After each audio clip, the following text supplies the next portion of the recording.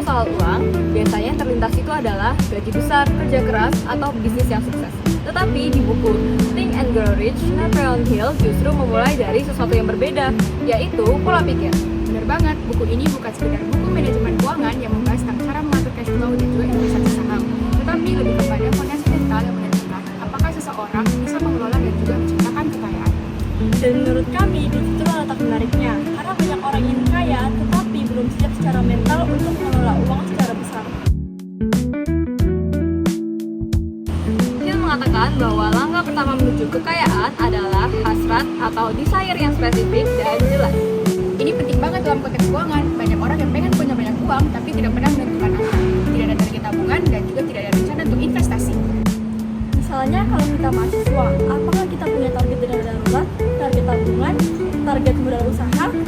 Kalau tidak jelas, uang yang masuk akan hilang tanpa arah. Jadi buku ini mengajarkan bahwa dalam hal keuangan tujuan harus konkret, bukan sekedar ingin kaya, tetapi kita harus tahu berapa, kapan, dan bagaimana mencapainya. Bagian yang menurut saya relevan dengan keuangan adalah konsep pikiran bawah sadar dan juga autosugesti. Contohnya, jika seseorang secara terus-menerus mengatakan bahwa uang itu sulit untuk didapatkan atau saya memang tidak berbakat dalam berbisnis, maka secara tidak sadar orang tersebut telah menghindari peluang finansial. Sebaliknya, jika seseorang percaya ia mampu belajar mengelola uang, ia akan mulai mencari informasi mengenai investasi, budgeting, atau peluang usaha lainnya. Jadi, pola pikir itu mempengaruhi keputusan finansial kita.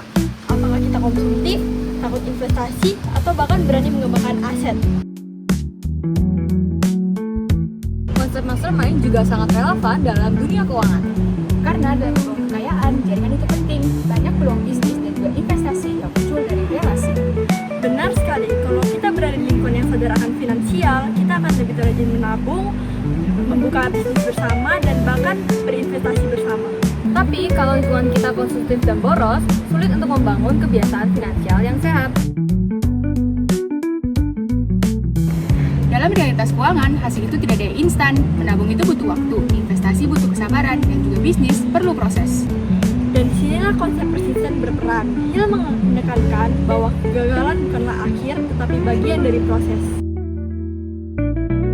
Menurut saya, buku ini membuka perspektif bahwa kekayaan finansial itu dimulai dari disiplin mental. Tanpa tujuan dan kontrol diri, sebanyak apapun uang yang kita miliki pasti akan habis. Dari sudut pandang saya, buku ini mengingatkan bahwa hambatan keuangan bukan dari kurangnya uang, tetapi dari ketakutan dan juga pola pikir yang negatif.